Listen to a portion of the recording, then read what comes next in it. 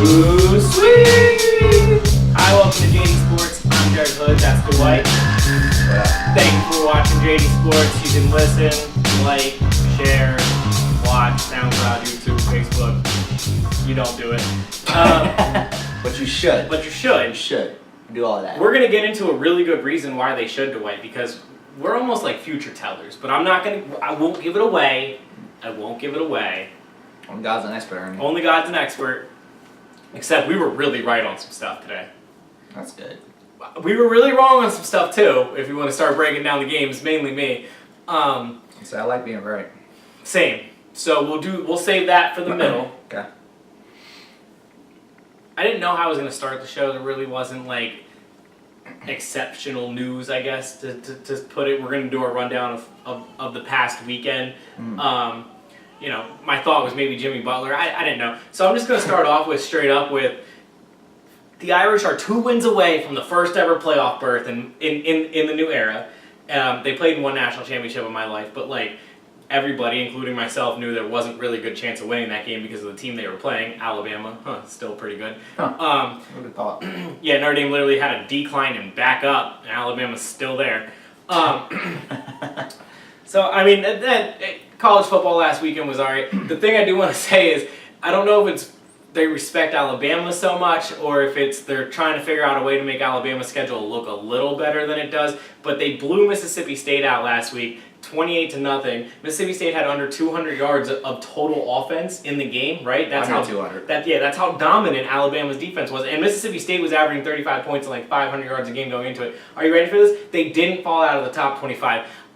It's getting ridiculous. As much as I think Alabama's good, the love that teams get for losing to them by a lot it's a little out of hand. There is also one way that Michigan, the 4th team in the playoff right now, could win out and still not make the playoff. And I think as a Notre Dame fan and everybody telling me all season how Michigan's better than Notre Dame, even though Notre Dame beat Michigan head-to-head with Notre Dame's backup quarterback and their best player, the running back, hurt. We don't have to talk about that. Georgia could win out, beat Alabama in the SEC championship in a close game. They're not going to take Alabama out of the Final Four if they lose a close game. So I was like, all right, so who would you take, Bama or Michigan? Clearly, the whole committee would take Bama. So I'm kind of hoping that that's how it works out. So I don't even have to deal with the Bama fans, or I mean the Michigan fans, because I'm really petty because that's what our show's about. I also hate Michigan a lot, obviously, as a Notre Dame fan.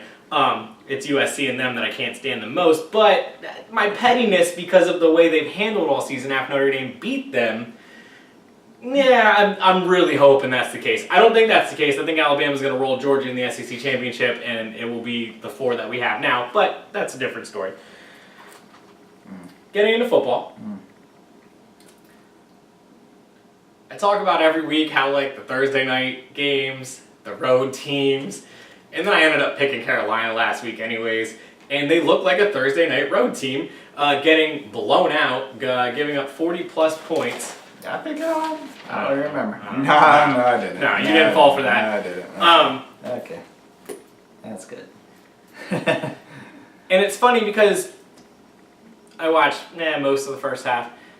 Came through a pick six on like the second drive, and it was Cam Newton. It was absolutely horrible. Not Cam Newton. The rest of the game, and before that, he like had over 80% completion rating. He looked fantastic, but that's the one play that's obviously going to stand out. The defense gave up 45-plus points. It did not look good at all for Carolina overall. I think they ended up scoring 28, but either way, it was just. They looked beyond fake. It looked like they gave up those first like 2 or 3 touchdowns, including the pick six, and it was like, ooh, we might not be able to get this back, and it just rolled downhill from there. It was bad. And one of my favorite quotes, and Tomlin and Riviera said this in separate press conferences, almost at the same time. Like they didn't even know they were, the other one was saying this. Both of them basically said, if you're part of this business long enough, you're going to beat good teams like this and you're going to lose to good teams like this. It's just going to happen. And I thought it was really funny, only because they said it basically at the same time and they didn't know the other one was going to say it. That's it from that game, though. Roethlisberger threw more touchdowns than he did in completion. I just thought it was a good quote. I was going to say, that's a cute quote. Oh, I just thought it was a good quote. I thought it was ironic. Huh? I don't excuse shit. No. So whatever. Absolutely not. You gave up 40+ points in an NFL game as a defense. You're supposed to be somebody. As a top defense, we would all agree. Going into that game, we thought so. Just like the Ravens. Okay, there you go. You stood by that. I was like, I'm okay. But Roethlisberger has nights like that where he throws more touchdowns than he does incompletions. He's done that 3 or 4 times in his career. He had a perfect passer rating. It was one of his better nights of his entire career, and it is pretty impressive. And I think that I myself give a lot of quarterbacks credit for doing things late in their career, but I never really talk about Roethlisberger and a lot of things he does. A lot of personal reasons on that one. I'm not a fan of him off the field, but he's obviously a Hall of Fame great quarterback. Just a hater of him. I just don't talk about him. I don't really talk about him negatively or positively on the football field. I usually just avoid the Roethlisberger conversation altogether. You're just a hater. Sure. Well, that's the age we live in, bro. If you're not a fan of something, if you're not a stan of something, you're just a hater. So you're just a hater, Ben. Sure. Okay. That's fine. I'm kind of glad you admit it. I don't really. Yeah, whatever.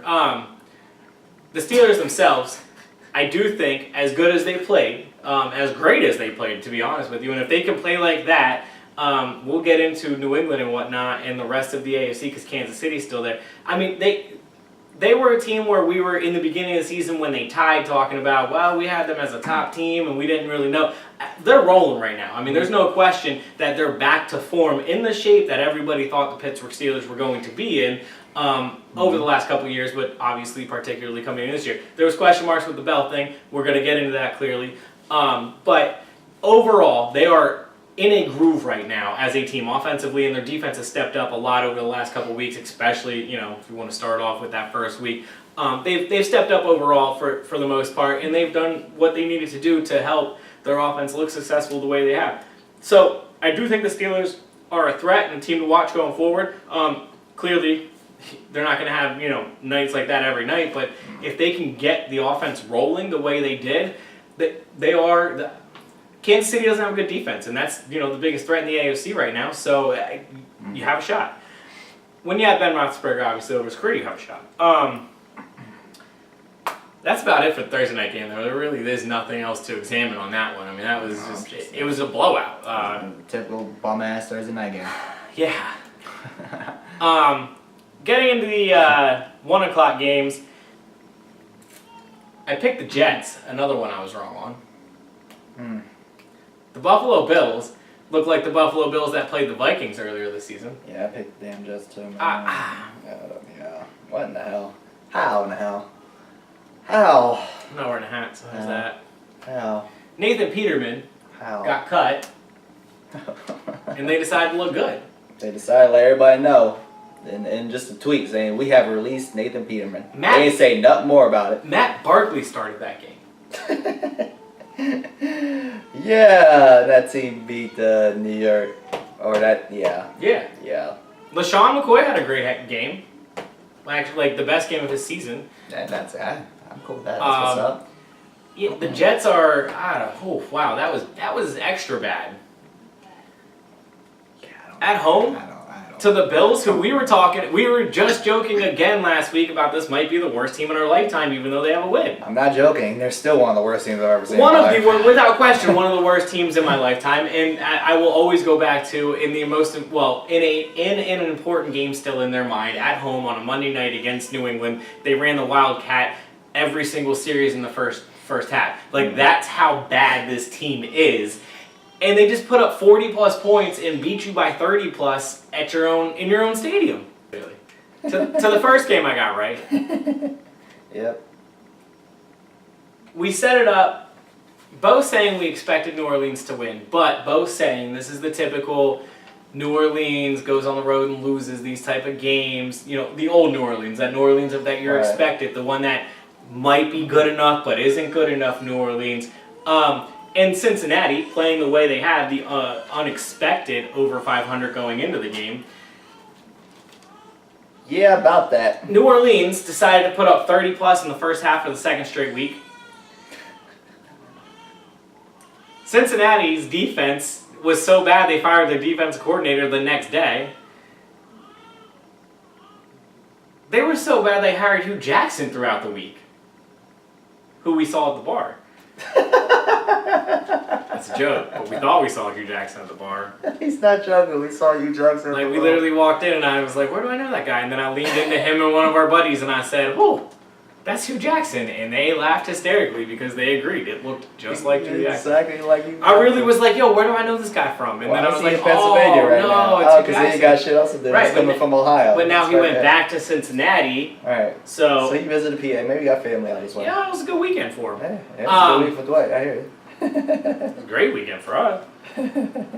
But New Orleans, they did what we said they have to do to be that team. You know, we talked about them being that team right now, being that, you know, you want to be that number one in the NFC. You want to let everybody know you are who we think you are. They went out and did that. And I love the Dez jersey. It's in support of him, clearly. That's heartbreaking what happened last weekend. Literally, in the time of one show, this man got signed and finally. And then out for the season. To New Orleans, too. Before he even took a snap. Tearing whatever he tore. Tore his Achilles, I think. One of the two, ACL or he did something to his coach. Yeah.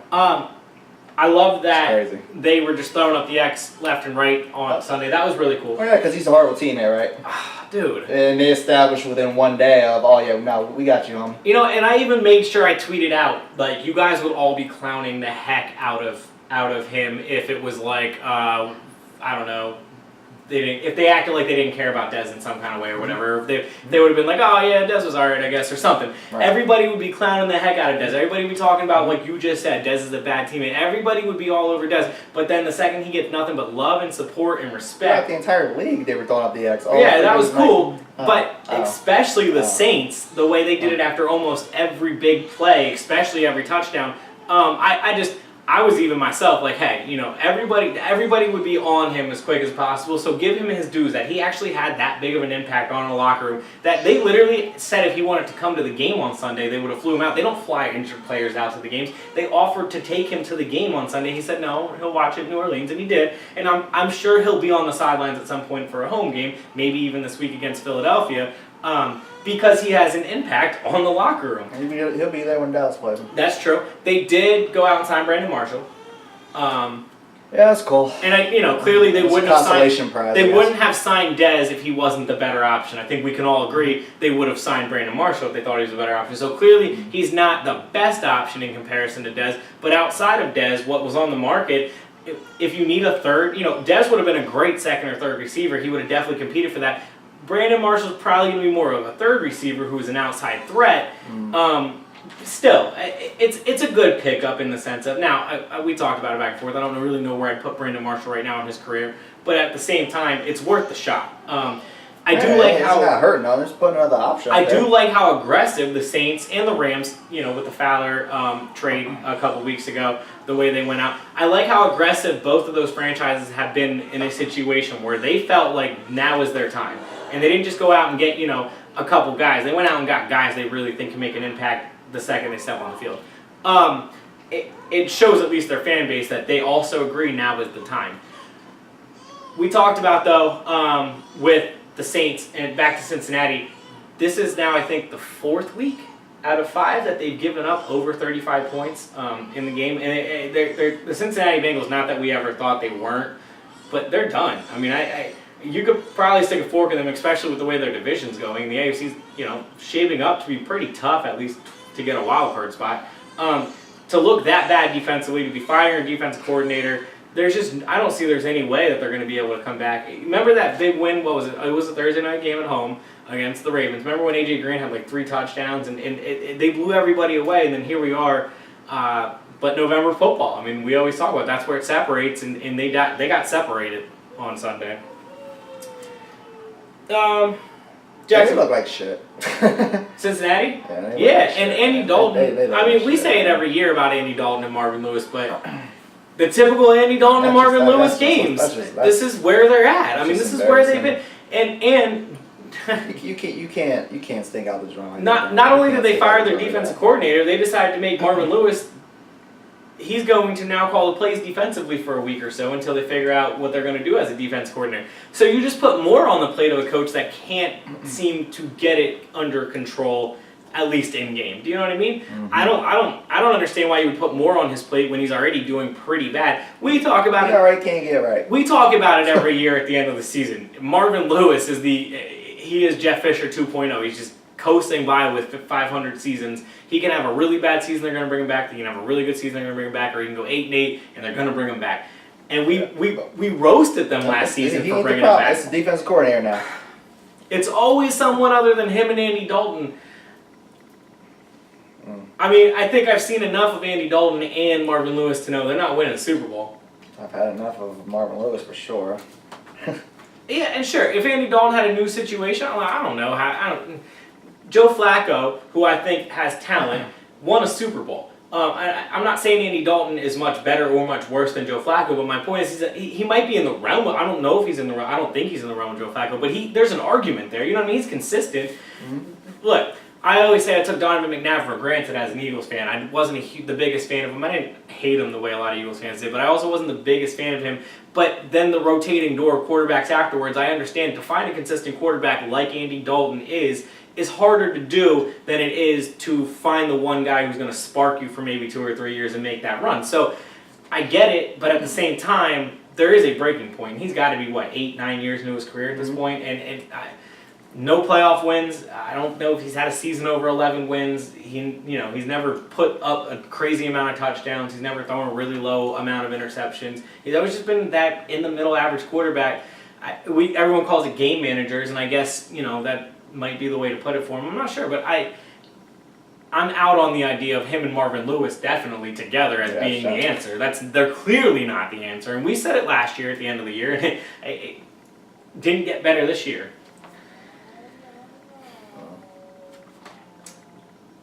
Jacksonville taking on the Colts. Fournette had 2 touchdowns. Yeah, on your fantasy football bet, huh? Against me. Against you, and then on my other team, I have him on another team, and he balled out in that team. You'd have won if you'd have started him. I know. I'd have won if I just didn't play defense too. No, I'm joking. I was still lost, but it would have been closer. Yep.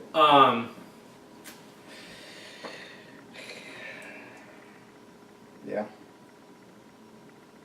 Andrew Luck.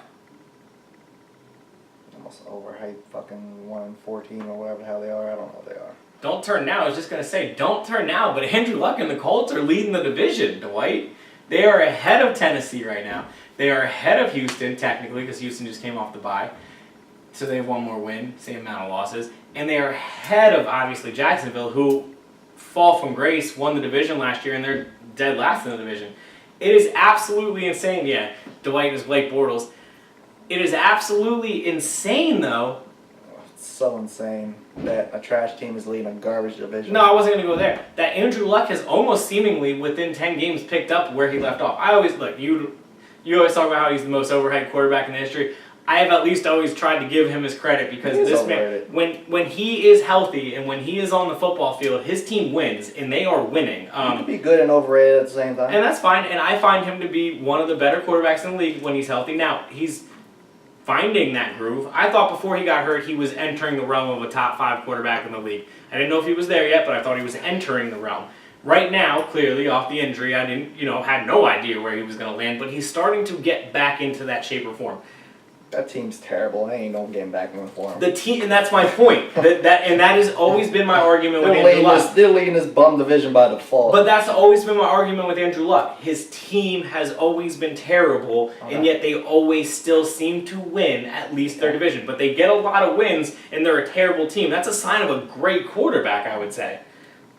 Doesn't mean shit to me, and that don't make him a great quarterback to me. That just means that that's a bum division, and somebody's going to take the W out of the 4, so if he just so happens to be the one of the 4... If you start breaking down his play, I when it's Marcus Mariota, Blake fucking Bortles, and another overrated guy, I mean, somebody's going to get it. But Deshaun Watson's numbers have been absolutely off the charts, too, over the last 7 games. Okay.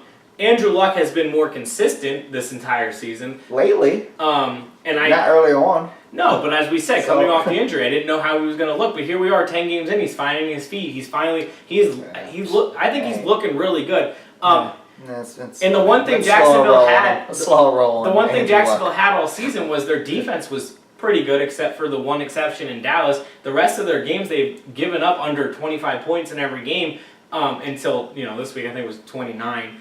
It feels like the Jaguars just overall just said fuck it. Yeah, and I don't disagree with that. I think it was Jalen Ramsey after the game was kind of talking. He was kind of chirping about the fans, saying, they'll miss me when I'm gone. That sounded like he's out. I bet. I get down with Jalen Ramsey, and he ain't never lied to us yet. So hey, if he's out, he's out. I believe him if he says it. Too. What for? What am I sticking around for? Blake Bortles. This bum quarterback that you signed to it, whatever extension you signed him to, that you believe in. All right. Mariota, I'm always back and forth on. I think injuries have played a big part of his career. I was just kind of go through the division the way you were just going through. I think if Mariota was healthy, I think we would know a lot more about him. He just hasn't really been healthy throughout his career. He's looked good when he's been on the field. He went to the playoffs last year. I thought he looked pretty. He looked solid last year, not good. This year, there's been a handful of games where he's been the guy. There's also been a handful of games that they won where he didn't have to be the guy. No, I refuse to give any credit to him or the Tennessee Titans.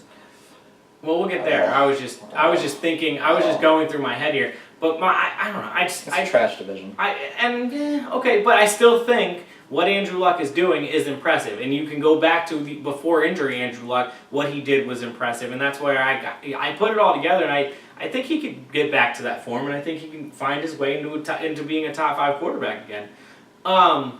Not by himself, he can't. So I'm not going there. He ain't got nobody else to give it to. The other side, we talked about Jacksonville. Trading away one of their better defensive tackles or defensive ends a couple weeks ago clearly kind of showed they were punting on the season. You didn't like Blake Bortles before the season. Where can they go from here, though? Because you have a good rookie running back. Well, second-year running back. I apologize. But he was hurt basically all season until this game, and he looked great. He had over 150 yards and 2 touchdowns. So, maybe that was okay for sitting him out as long as possible. But now you already paid Blake Bortles. No reasonable GM's going to trade for Blake Bortles, not trade anything good for that contract. And so that's my thing. Where can you go now as a franchise with that direction? You going Jacksonville Jaguars. You going to be that middle of the road, that Byron Leftwich. I got a good running back. What was the running back on that team? Maurice Jones-Drew. Yeah. You're going to be that middle of the road with a great defense. I like Maurice Jones-Drew. That's where they're going to be. They're going to be the Jacksonville Jaguars. They're going to be just hovering around. Oh, they're good. And if they just had a quarterback, because we're committed to them, we're not going to get rid of them. And at this point, they can't do anything about it. They can't cut them. Nobody's going to trade for them, like you said. They're not going to do shit. They're just going to keep being where they're at. The Jacksonville Jaguars, which is like, oh, damn, if they could just change 2 or 3 things, maybe they'd be Super Bowl. That's where they're at. They want to stay that way. And while you say trash division, the other side of this is, the other 3 quarterbacks at least have potential going forward. Blake Bortles, I think we're all on the same. We know what he is. Trash. Andrew Luck, we think can get garbage. But Andrew Luck, we know there's a shot he can get better. I know you don't feel that way about Deshaun Watson, but Deshaun Watson, in his career, has shown nothing but promise. And he can get better. I just think he's overrated too. And Mariota, quarterback whisperer. Like I don't like. Just pump the brakes on that whole Jesus Christ, I think every team but the damn Houston Texans. Just pump the brakes on the Texans. And Mariota, as I said, playoff berth last year when healthy. I think he shows potential as well. And that's my point, is the rest of the division at least thinks they're trending upwards.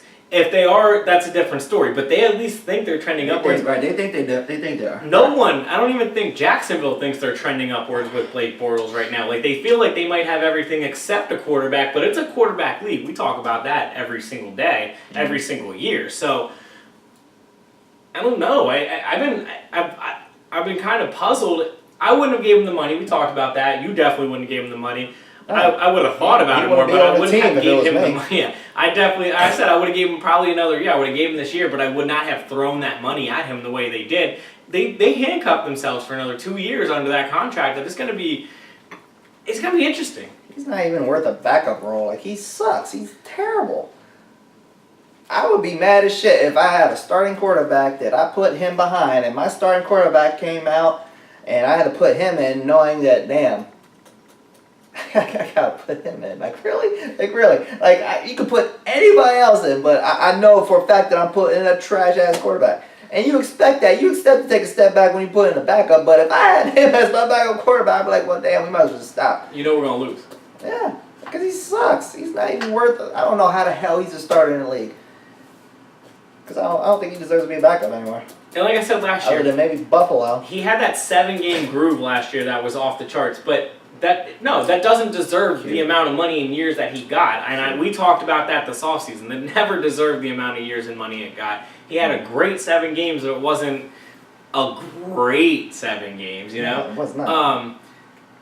And they took the ball out of his hands in the AFC Championship last year when it mattered, while they were up. Why? Because he sucked. Right, and that's my point. So, but you trusted him enough to give him all this money, and then here you are. That's an organizational move. That's bad. That's bad management on that part. Now, we always talk about how you hate that I judge rookies coming in and out of college. Blake Bortles was one of those quarterbacks coming out of college that I was like, I wasn't so high on him being a top 5 pick the way that everybody else was. And that's kind of the other things. If expectations weren't so high of him being a top 5 pick, maybe this looks a little different. You still think he's a trash quarterback, but it's not as much scrutiny. Right. And the contract doesn't help, obviously, as well. So,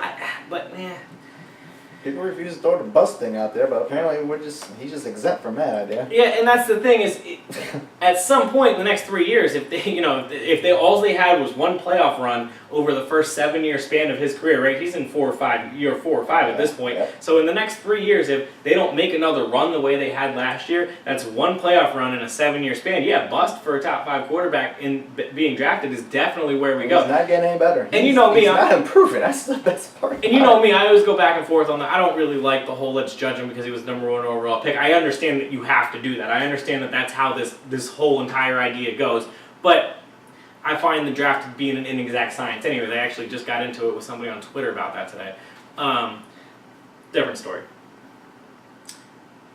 Washington, don't look now, but controls the entire NFC East, Dwight. From one trash-ass division to another, huh?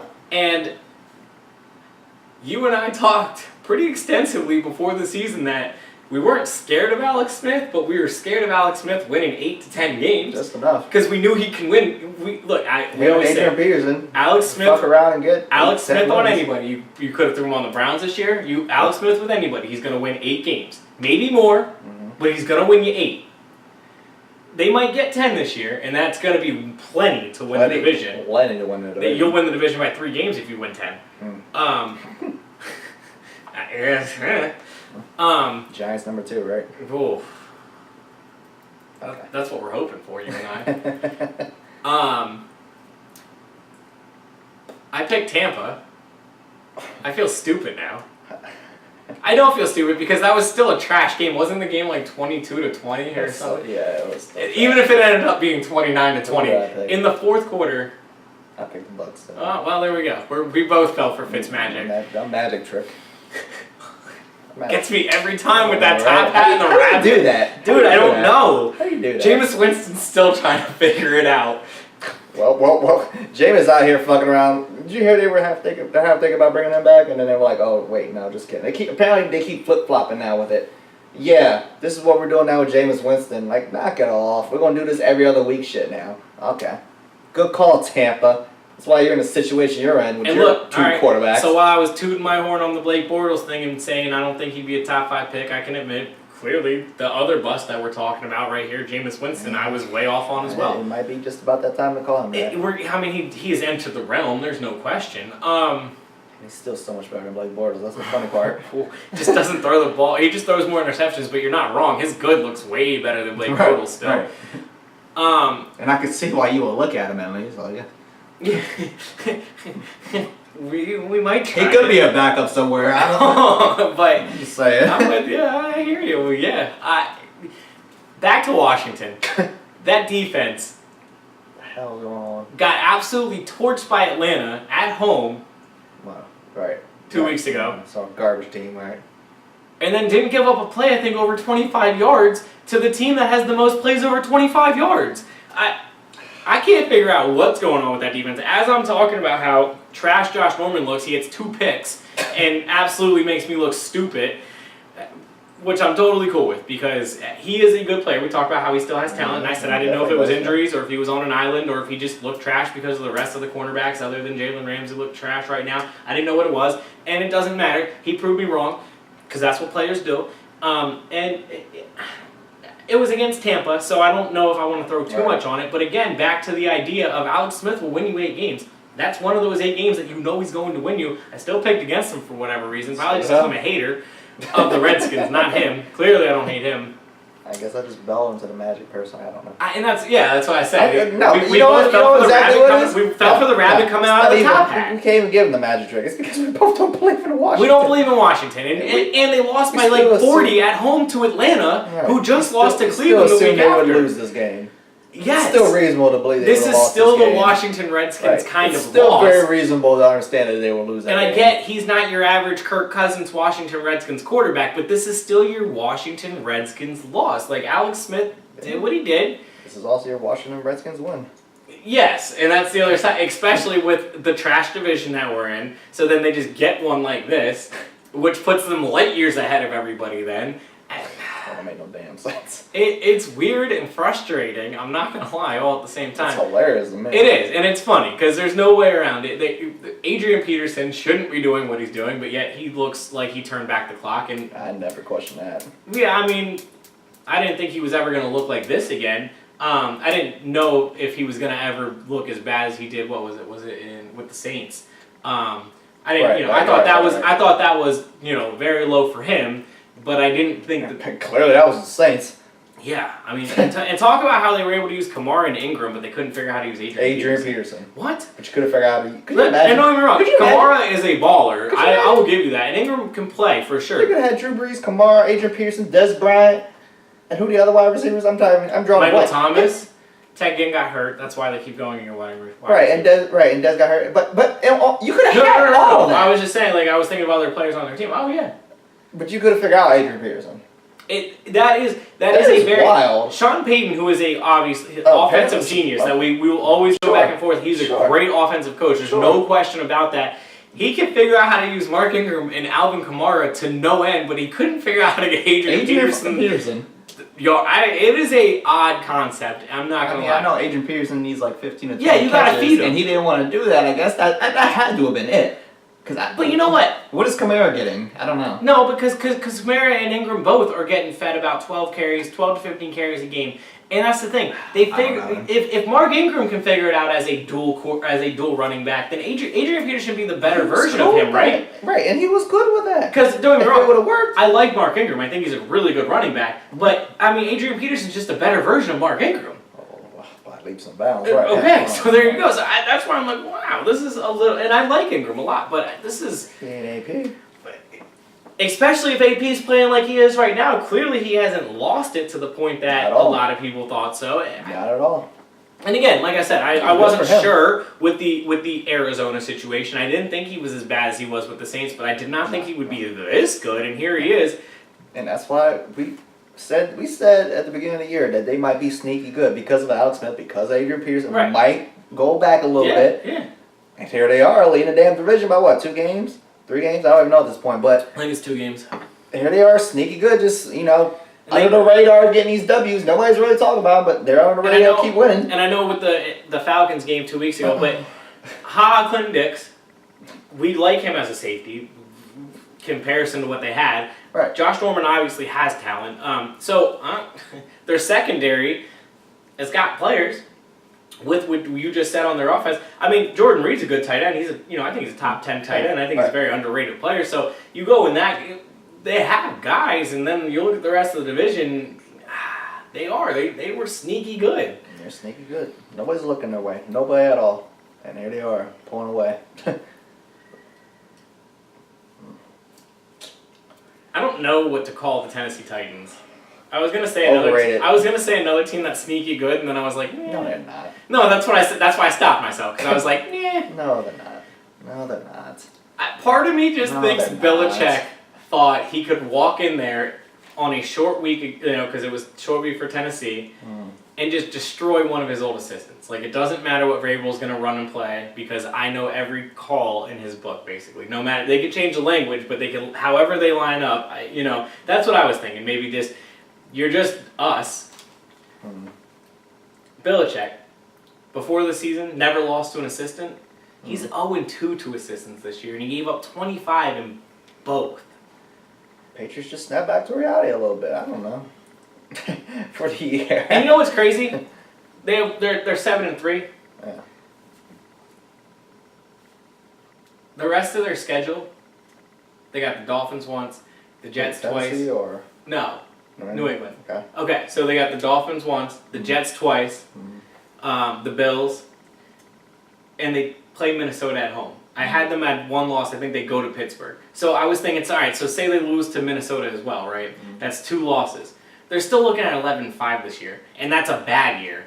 Yeah, for them. You know what I'm saying? Right. And we're questioning. Like, they beat the Chiefs, who we all think are the AFC favorites. Now the Chiefs have a better record. The only loss they have this year is to the Patriots, but they beat the Chiefs. Not that we find the Packers on the road to be anything special, but they beat the Packers by 2 touchdowns. I don't. When they look good, they just look like the normal Patriots. But then when they look bad like this, they look like old ass Patriots. They look right. Can I just say, especially after what happened in the Super Bowl, I would never run Tom Brady out on the flat and throw him a pass again. They threw him the pass, he caught the ball, and then he tripped over his own 2 feet on 3rd and 7, and he literally fell a yard short. And it was in the 4th quarter. Wait, this was this past weekend? Oh yeah, I will show you the video. He literally caught the ball on a 3rd and 7. Why? Why are we doing this? Okay, and that's my point. Thank you. Why? I was saw the play, and my dad, if anybody knows my dad, he's as petty as we are, and he likes to troll everybody, especially people he doesn't like, and he does not like Tom Brady, so he thought it was the greatest thing in the world. We were watching the game together, and Tom Brady tripped over his own 2 feet, and you would have thought he dropped the pass in the Super Bowl again. My dad was howling. He thought it was so funny. But we're both questioning. My dad and I are looking at each other like, why would you even attempt that? Like I said, after what happened in the Super Bowl last year, there's no reason to ever get Tom Brady out on the flat and throw him the football on the grandest stage ever again. You have already ruined the idea of that from now on. Don't try to make it up, because what you did try to make it up is he tripped over his own 2 feet. No one touched him. He literally tripped over his own 2 feet and fell 1 yard short of the first down. So then on 4th and 1, when they needed to go for it, his own offensive line went offside, so then it ended up being 4th and 7, just like the pass. It would have been incomplete. That's great. I just had to get that out there. I thought it was absolutely ridiculous play calling by Josh McDaniels on that one particular play. And by the way, Brady overall this season, in a season where everyone is trending upwards quarterback-wise, he is staying where he's at. He's throwing a couple more picks, throwing the same amount of touchdowns, though, throwing for the same amount of yards as before. That, to me, is the sign of maybe it is catching up to him. And I was never on that kick before. Right? I always tell you, I'm on that defense of, everybody can tell me every year the Patriots are done. And I'm sitting here already opening up the Patriots segment by saying, well, they're going to still go 11-5, defending them. Right. But it is alarming to me as a stat person. They're looking more and more human. You call me the stat boy. As a stat boy, it is a little alarming to me to see everybody else trending a certain direction and Tom Brady staying even, coming off an MVP year and is 40 years old. But it doesn't seem like it has. While every year he's a step ahead, he doesn't seem a step ahead this year. He seems like he's actually overall no. He's actually, by the numbers, dead smack the 13th to 16th best quarterback. He falls almost as literally dead average middle of the pack quarterback, which is never Tom Brady. He's always a top 5 quarterback in the numbers. So it's just a little more human. It's as good as Josh Gordon has been, as good as Sony Michel has been when he's been healthy. The no Gronk thing, I think, has a huge part of this. I mean, Gronk hasn't. Gronk's played less than half the season, and half the time that he's been on the field has been more of a decoy because he does not look healthy. In the rumblings again of he keeps getting hurt, his agent talking about how this might be it. He might play out the rest of the season, and just because of the injuries, not want to do this anymore. That is a frustrating thing to see somebody as good as he was just never get through this whole career because of the injuries. I would have loved to seen him at full strength for a little while longer, but it's football. That's what happens. I literally watched him in the fourth quarter of an AFC Championship game get the ball thrown to him 18 times. Like they rode him that hard that he's broken, and that sucks. But it shows where the Patriots are at overall by the numbers, and the defense to give up 27, I think it was, to Tennessee. Not expected. Tennessee coming on a short week. Yeah. Mariota didn't even throw for 200 yards, and they put that up. I'm just sad just because the whole Titans thing. Oh, okay. All right. Yeah. And they have some big wins. Of course, I had to check our designated Titans fan because you know. Oh, was he going crazy? No, not necessarily. I mean, it was checked. It was checked. Because look, he was looking right, and he was like, well, they beat the Eagles. They beat the Eagles, right? They beat the Cowboys in Dallas. The Cowboys, and they beat New England. And then you beat. I said, okay. I said so. So you beat Tom Brady. I said, I'll give you that one. You beat Tom Brady. That. Yeah. Okay, give me the other two are a mess right now. And then he was trying to talk about how he was saying they're giving me literally the rest of the fucking schedule. I was like, okay, I see. I don't know the rest of the schedule. It's especially in that division. They have a very easy schedule. They have in their favor schedule. Yeah, but they're third in their division right now, so they still have to beat Houston and Indianapolis to win that division. Which is possible, right? I'm not saying it's not possible. Right. What I'm saying is they have an in their favor schedule. I'm just saying, yeah. I was telling him, just pump the brakes on that. They control their own destiny, and the way they have played. Okay, I give it. I hear you. And his thing is Mariota hasn't felt but like two of his fingers for like I don't fucking know. I mean that's true. I don't know. He literally has only felt two of his fingers all season long. And since like week 3, I think it was. Some shit like that. I don't know. And my thing has been, I don't care if he has 12 fingers or 2 fingers. He has not been on a. Well, he threw for under 200 yards this week. He has not been great. He has not shown enough when he's been healthy to say, okay, he's ready. He's going towards another level because he hasn't, and he's not. Well, that's why I always say. And they don't have anything else. I don't know if I've seen him at full health to really make that call on him yet. Like he looked really good last year, and he looked really good. He looked very good last year. He looked good. Ain't no very good. He looked good. For a third year player. We talked about this, and I brought up because I remember exactly how I brought up. Deshaun Watson. No, him and Jameis Winston. Okay. They were stagnant from the previous year. They didn't increase. They didn't improve, or really go back. They stayed about where they were, which was like, okay, yeah, you're good, but you're not on that next level, and that's where Marcus Mariota's at. But Jameis, until last year, never had the injuries. Marcus Mariota's had injuries since day one. Okay. Now, being healthy is part of being a football player. So if you're not going to be healthy, I'm not going to say you should knock him and add this. Clearly, that's all we have to judge him off of is him being hurt playing. But I don't know. He's about where he's at. Okay. He's about where he's going. And you don't think healthy he could excel more? No, because we've seen him healthy. We have seen this man healthy. We've seen him healthy this year, and he was like, pretty impressive last year. It was nothing impressive about him being stagnant from the year prior. We've talked about this, so I don't even know why you. I don't know where this is coming from because I remember this exact conversation, and we talked about how he literally plateaued last year from the year previous. He didn't look great. He didn't look great last year.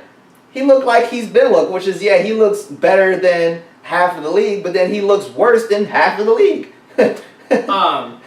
So Marcus Mariota, and the running back situation is even worse than what it was. So just like my thing with Tennessee. Yeah, no, the running back. Well, Deion Lewis looked good, but that's the first week that he's looked that good all season. He has not looked that good all season. I thought Derrick Henry was their running back. Right, and then they sat him for Deion Lewis. Right. Right. So no, Tennessee, like they fucked around and got a W, mazel, but.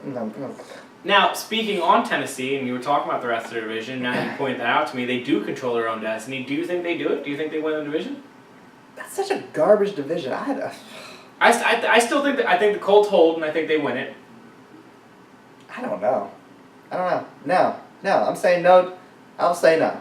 Because of the fact that I've given up on Tennessee. I'm so tired of supporting them. Because like I was telling him in this conversation, I've said it on here. Every time I'm like, yo, Tennessee, they're going to fuck around. And they end up just dropping. Then they go the other way. They've done it this year. They put up 12 points against I think it was the Buffalo Bills. Yeah, they put up 12 points against the Buffalo Bills. Do you remember when they were a playoff team last year? They got blown out, shut out by the Ravens. No, this year. I remember. The Tennessee Titans. I'm not buying it. Remember going to the playoffs last year? How they were our team. Correct. And I said then when they got that big fat L, I was like, I'm done. I'm done with them. Fuck them. They put up 12 points against the Bills. They got blown up by the Ravens this year. The Tennessee Titans. Great. They beat Tom Brady. Mazel. Other than that, like no. So winning the division now. Who I got? I still think it's gonna be the Colts, but okay. Colts. I don't know. We'll see. Back to New England. 11-5. That's my prediction. I think they still end up 11-5, and no matter how bad it looks today, the worst 11-5 team of all time. Right, and then that's fine, but I still like that's crazy. Well, when you go undefeated, shit happens. When you're expected to win Super Bowls, I hear you. That's that is like their norm is 12 wins, and if they don't get that, that's a problem in their eyes. And I don't think they get that. Okay. Speaking of teams with a problem, Atlanta Falcons are officially done. They're officially garbage too. 200 plus yards. This still doesn't feel like they should be. Nick Chubb, the running back for the Cleveland Browns, ran for 200 plus yards. Yep. Sure did. A rookie. Yep. They traded away Carlos Hyde. And Nick Chubb, who was the backup going into this season, ran for 200 plus yards. Now, I like Nick Chubb. Don't get me wrong. I've talked about the whole rookie things. You hate the whole draft thing. I thought him and Tony Michel were really good. It was stupid to get rid of their... And that's fine. Starting running back. 200 plus yards to a rookie running back. Atlanta's looking absolutely horrible. Who has also a rookie quarterback who looked pretty good too in that game.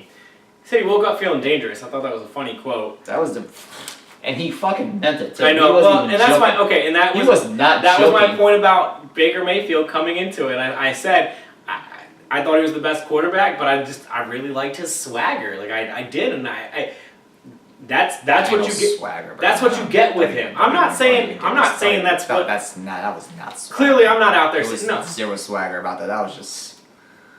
I thought it was funny. I didn't take it for more than what he said. I didn't take it for more. I don't think he woke up dangerous. I'm not taking it. No, I think he really meant it. Oh, he really meant it. There's no question. All right. This man tried to plant a flag into the Ohio State in a turf field after Oklahoma beat them 2 years ago.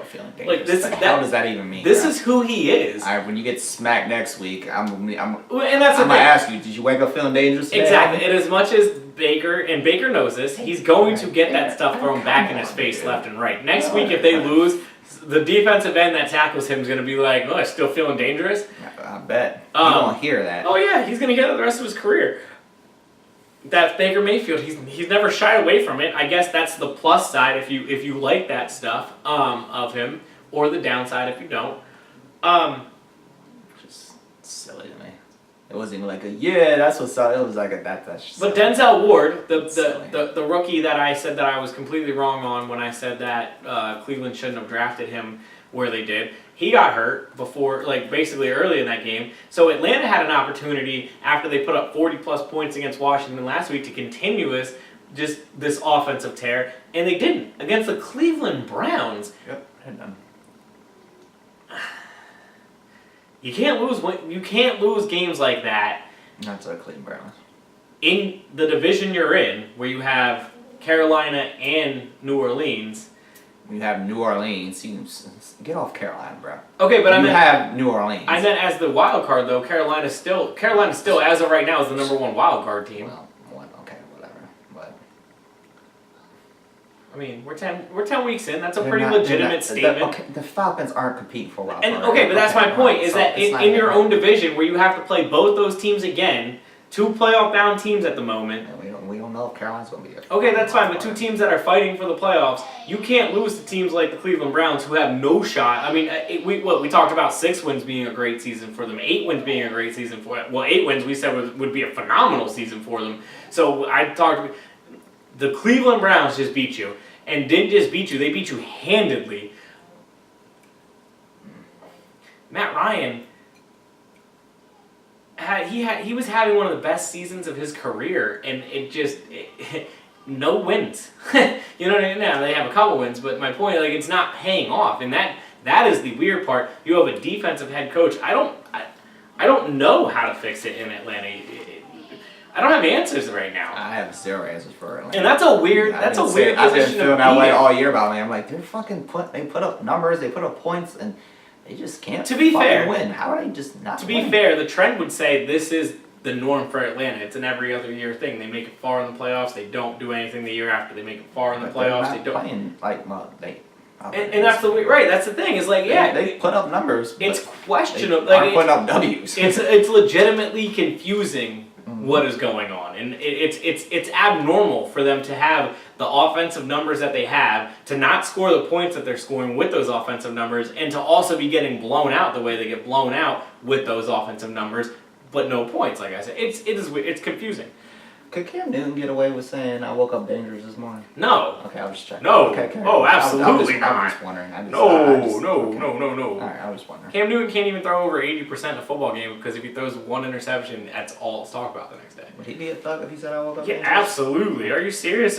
No. Cam Newton, I talk about the standard on him. I was just wondering. That was just a random thought. I point that out. I point that out all the time. Like, that's great. You're absolutely right. That's a random thought. I don't. Okay. Just curious. You know, somebody would make that comparison.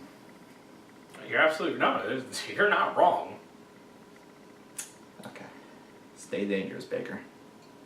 The only thing I want to talk about with the Kansas City Arizona game is, we all know how much I like Andy Reid. I was really disappointed in him after the game. He was like super on Tyreek Hill for that celebration where Tyreek Hill grabbed the camera. Come on, let him have some fun. It was that serious. It wasn't, and he. Consider it was like a half ha moment. And he tried to make it super serious. Garbage. And on top of it, they blew him out. It's not like they only won by 7. They beat Arizona by a good 14 to 20 points. I don't know. It was that serious. I agree, really was. And I didn't like that. Andy Reid, who is usually a fun guy, it's cool for him to. He literally bet.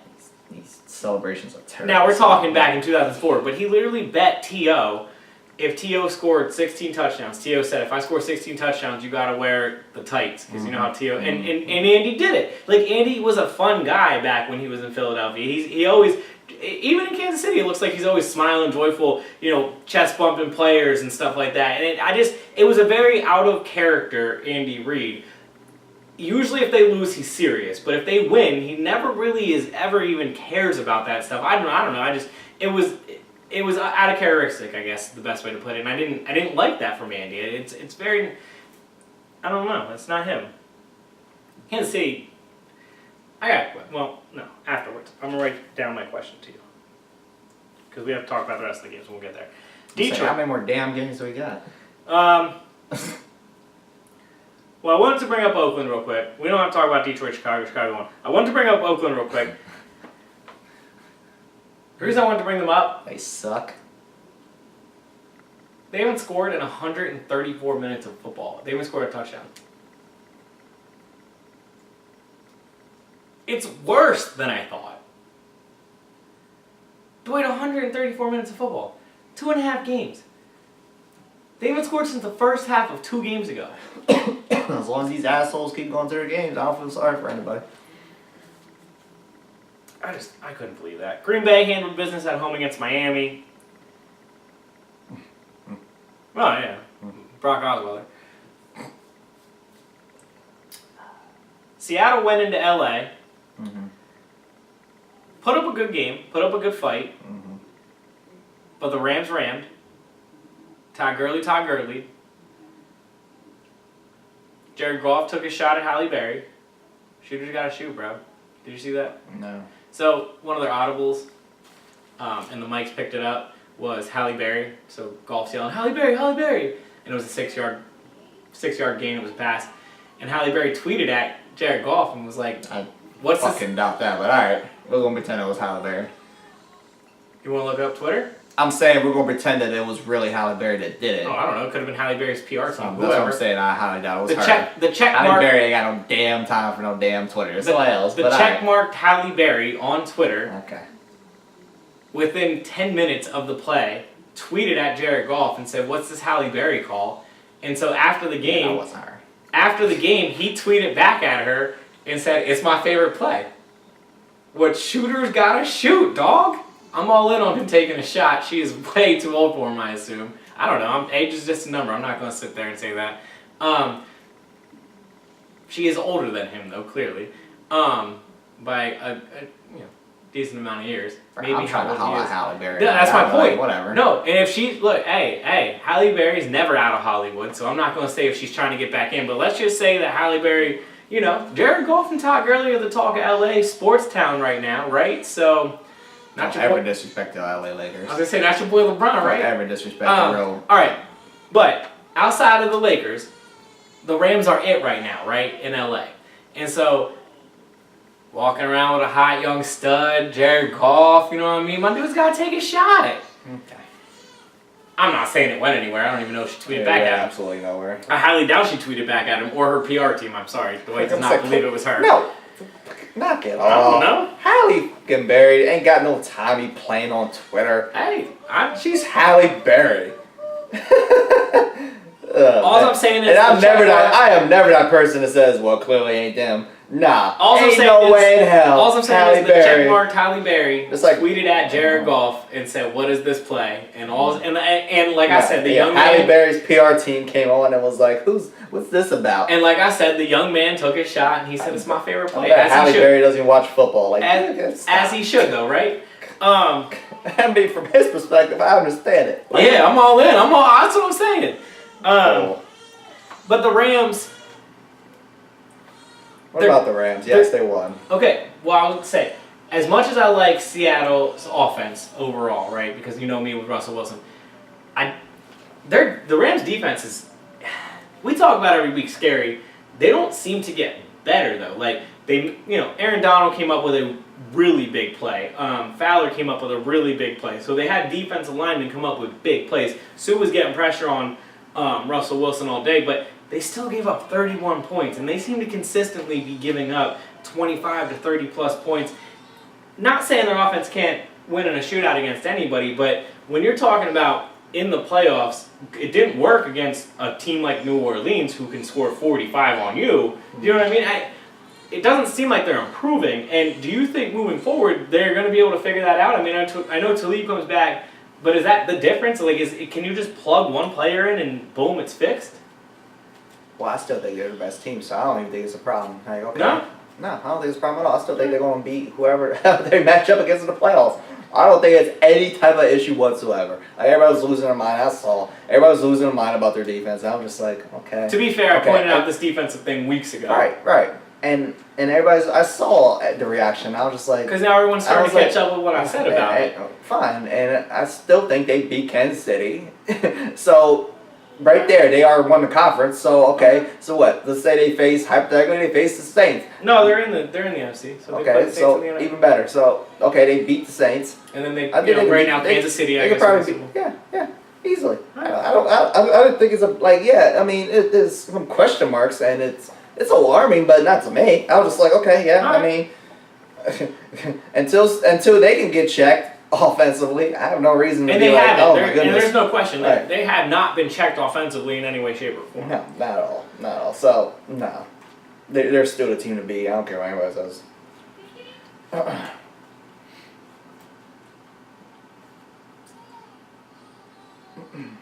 Dwight, your Cowboys went into Philadelphia and unexplicitly beat the so-good Super Bowl returning in every way, shape, or form. So bad. Heavy. Eagles. The great Carson, the great defense, the great coach, the great Philly special, which is losing at home. The great everything about 3 in a row. The Eagles haven't lost 3 in a row since 2003 at home. The underdogs. The what? Definitely underdogs now. They from here on out for the rest of the season. They suck as much as Dwight thought they were going to suck post Super Bowl. So I dug into your Super Bowl hangover because you know me and stats. You can throw whatever ridiculous number you're going to throw my way. Here's the number. undefeated or winless at home. That's the number. Yeah, for sure. They haven't scored 21 points at home for the first time. Terrible. Since like 1980 something. Philadelphia dynasty, huh? I'm just going off of what everybody wants to tell me. Back to like I said, so I dug into the stats of the hangover, right? And obviously we have to make the exception for the New England Patriots because they're the exception to every rule apparently. But the Eagles are falling right in line with what you said about that Super Bowl hangover. Every other team has done that. No team has made the playoffs after making the Super Bowl in the last 16 years, other than the Patriots. They might bounce back next year, but I mean. That's a different story for a different day. Yeah, and that's absolutely the norm. Usually, the Falcons are actually going to be the first team to not bounce back. The other teams I'm talking about of all those 16 years have all at least been 10-plus win teams the year after. So yes, of course, I expect Philadelphia to come back and make that strong run, but that's for next year, and that's a different day. It's not happening. Okay. They have Carson Wentz, so that's a whole different. Of course, I'm going to have faith going into next year, but back to this year. I'm not even worried about next year right now. I haven't put enough thought into that. This year, losing the offense coordinator Frank Reich, I did not think was going to be as big as a problem as it clearly is, because the play calls have just been not bland, but they just haven't been what they were last year. They're still aggressive going forward on fourth down, but then how they're doing it. Last year they would run the ball 2 times on third and then fourth. This year they're trying to pass it, and I get it, Carson Wentz, but at the same time, outside of Zach Ertz, it doesn't seem like anybody's getting open. Nope. Which, it goes back to the Alshon injury earlier in the season. Oh, he's so great, right? I'm thinking, I can't think he's 100% healthy the way he's played. I mean, there's no way around it. As good as he has looked at times, it hasn't been the consistency that he was all of last season. He came back to reality real quick.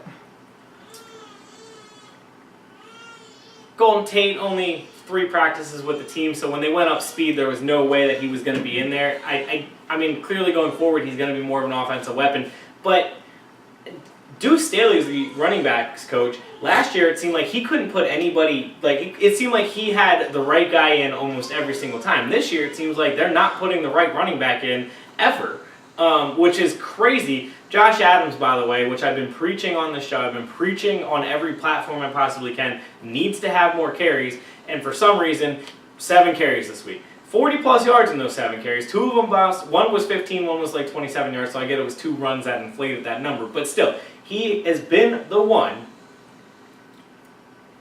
all season to be the spark when you give the ball off. And I will always continue to say, throwing the ball 40-plus times consistently in the NFL will not win you games consistently in the NFL. Well, the Eagles this year have thrown the ball 40-plus times in all their games but 2. Here you are.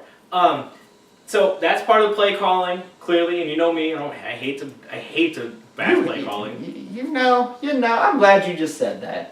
Because that's all you wanted to text me about after the game. I was going to get to the defense. Don't get me wrong. It was the damn play calling. Don't get me wrong. It's all about the play, but you don't talk about the play calling. But every opportunity you get, no, I didn't you say talk about the play calling. I hate it. I didn't say I don't. Clearly I do. That's as you pointed out to me. You say all the time, I don't want to talk about, but you do. Every opportunity you get, you like to talk about the play calling. Well, that's what I said. You always tell me it's part of what we have to do. It's if that's how we feel. If that's how we feel, we have to evaluate it that way. Yeah, that's where I was going to go next. Is the offense, at least, like I said, the quarterback's coach gone, the offense coordinator gone, the defense, all the coordinators are still there. All the linebackers, safety coach, secondary, whatever, all defensive line coach. Still, Jim Schwartz is the coordinator. So, just lost to a better team, huh? No, I was back to Jim Schwartz. I mean, scoreboard says so, but yeah, no, I get you. Ezekiel Elliott blew them up, and this is back to how did you not game plan for Ezekiel Elliott? The only fucking thing you have to worry about in Cowboys offense. How did the Eagles not game plan for him? And then he only broke off for a couple plays. Please. He did not. What was it? 18 touches, or it was 20 touches, I think, for 186 yards or 180 yards. 2 touchdowns. He destroyed them. No, he hasn't done anything. He hasn't looked the same. It would have been 3 touchdowns if he didn't trip over his own 2 feet coming down over after he made one of the safeties looked like a 5-year-old trying to tackle him. He hasn't looked the same since his rookie year. Please. Even though he's second league in the league in rushing. You already know how I feel about Ezekiel Elliott. I'm just saying. I find him to be an elite running back. Top 5, top 3. Eagles fans out here. I'm just saying.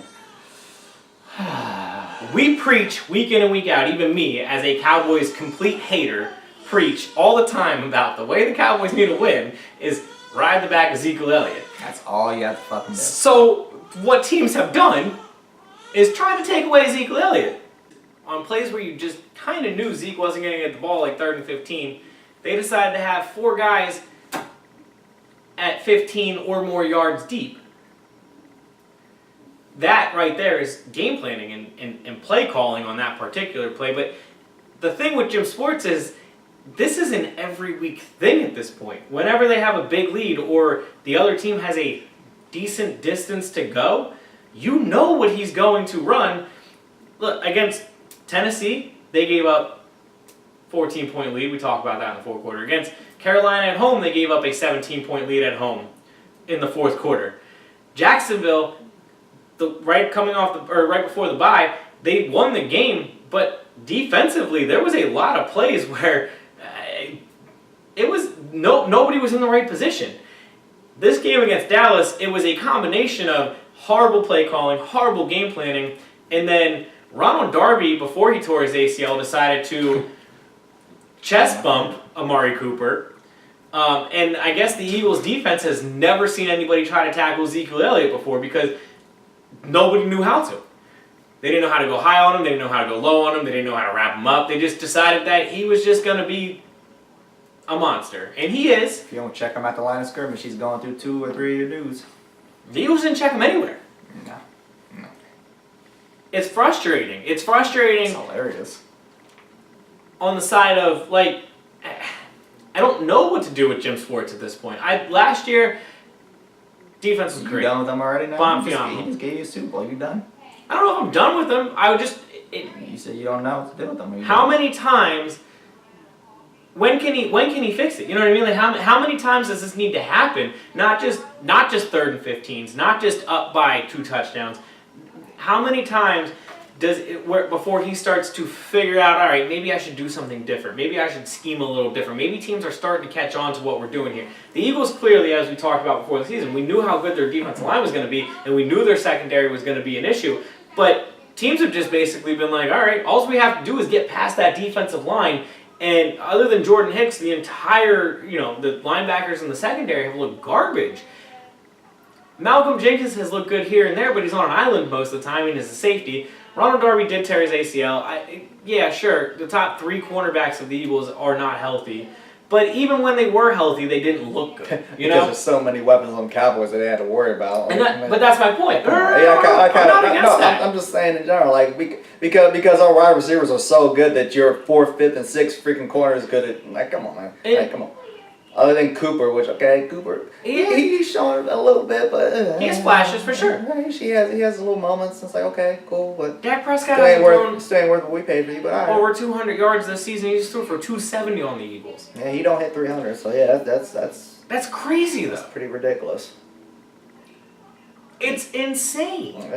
Maybe the Eagles. And they were talking about this on PTI, and I'll give them full credit for this. And I was like, Wilbon said, hey, maybe just last year the stars aligned and everything just went perfectly for the Eagles and they won the Super Bowl, which congratulations, cool.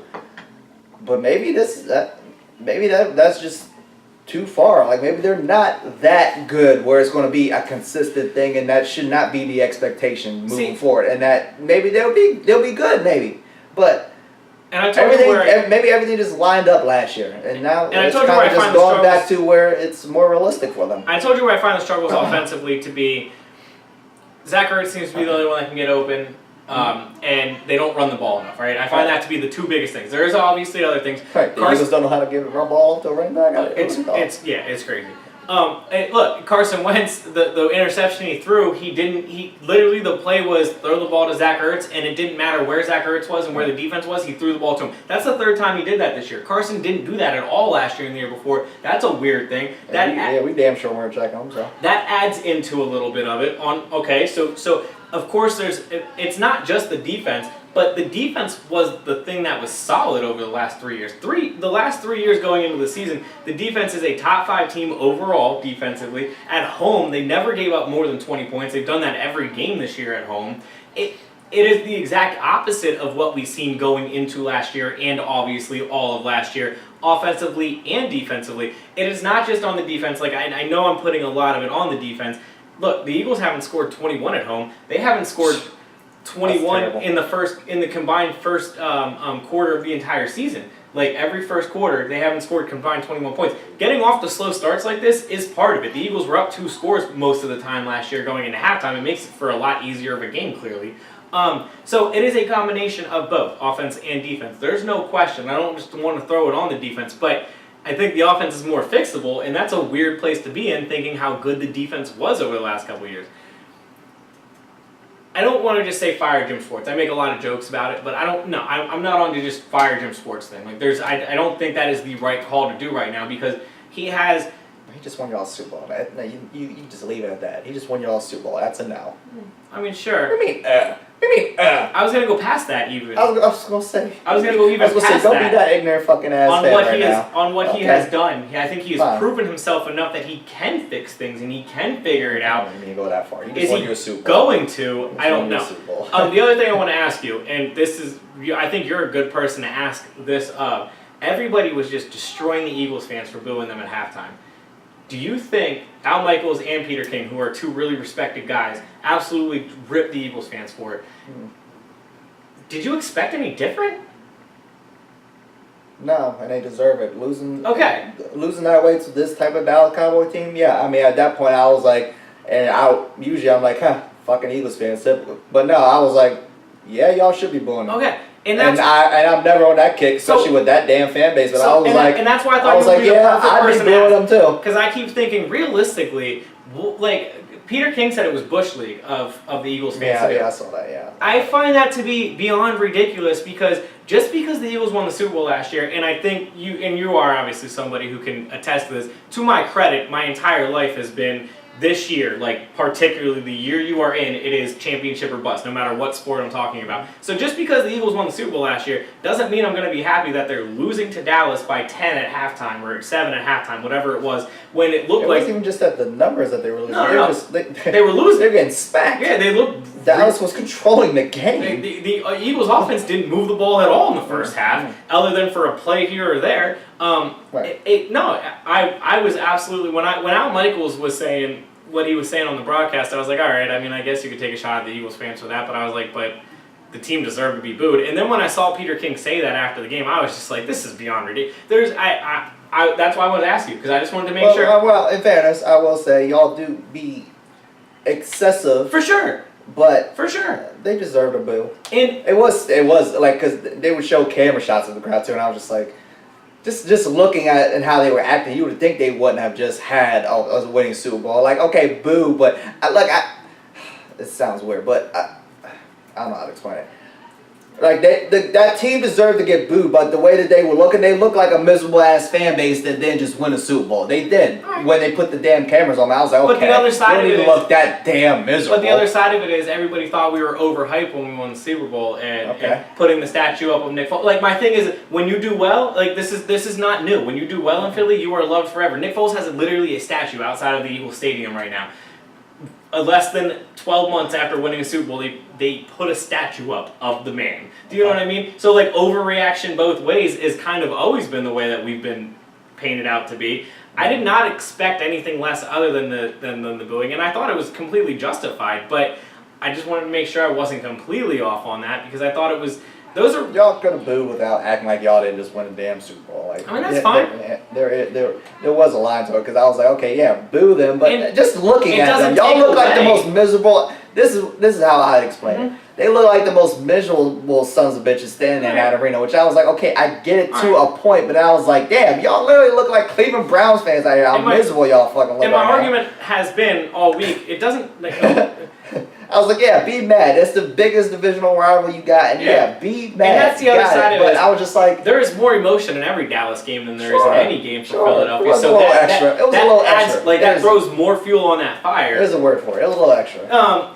A little extra. And And like I said, my defense of it all week has been, we'll always go back and smile about what the Eagles did in the Super Bowl last year. There's no question, but it doesn't take away what we're watching right now, and that's what they were booing.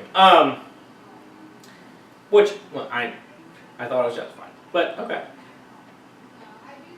One last thing with this week.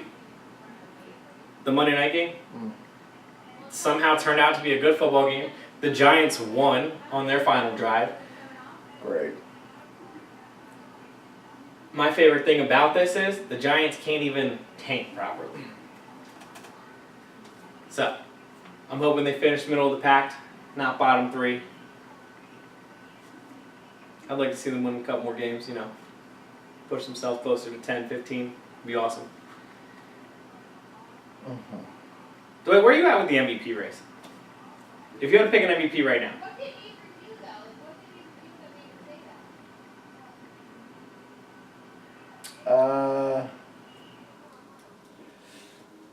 It's got to be either Drew Brees or... Jesus Christ, I'm drawing a blank. Patrick Mahomes? Well, no, but I guess he would have to be...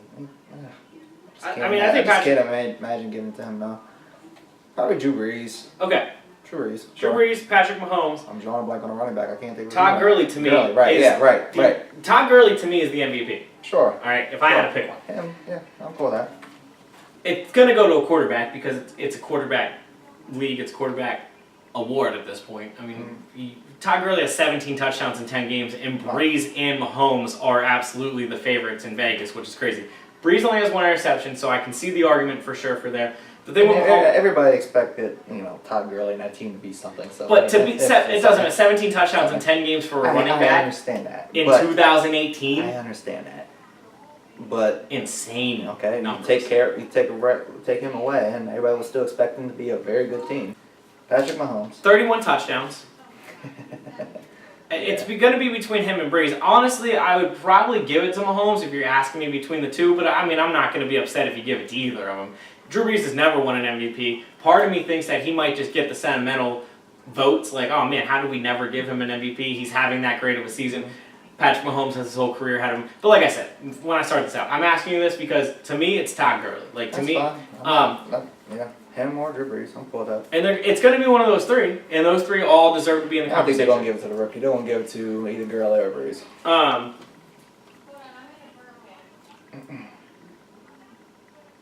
The other thing, I want to talk about football. The thing we were completely right about Dwight. Le'Veon Bell had until the day of this recording to show up, or else he can't play for the Pittsburgh Steelers in 2018. And what did he do? Did not show up. Thank God, because I'm so tired of talking about this. I really am. No matter how right we are, I'm so tired of talking about it. I'm so tired of people talking about it. Well, that's where I just wanted to let everybody know that if you've been following JD Sports at all over the last almost 12 months, we have been pointing out that he said he won't play for the franchise tag. So he probably won't be playing for the franchise. They offered him the franchise tag and nothing else, so we said, yeah, I don't see him playing this season.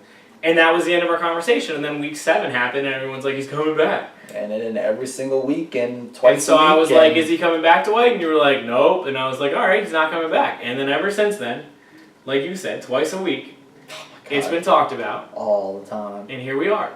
And sure enough, he ain't come back. He never was coming back. Never come back. Shout out to him, though, for sticking with that. I appreciate that. I painted my picture last week. I appreciate that. I can't stand motherfuckers say shit and then not stick with it, so I appreciate him sticking to it, I talked about last week how I feel about the Steelers organization handling it. I feel the same way. I don't think they're doing it all that great properly, and they're painting him out to be the bad guy for just doing what he said. He is the bad guy. Saying he lost $14 million just keeps being funny to me. Because if he ain't about to make 40 somewhere. If he signs for 42 somewhere, then that's a great investment.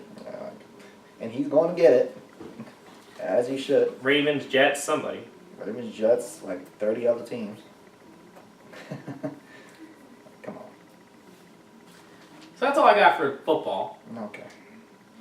What else we got? A little bit of basketball.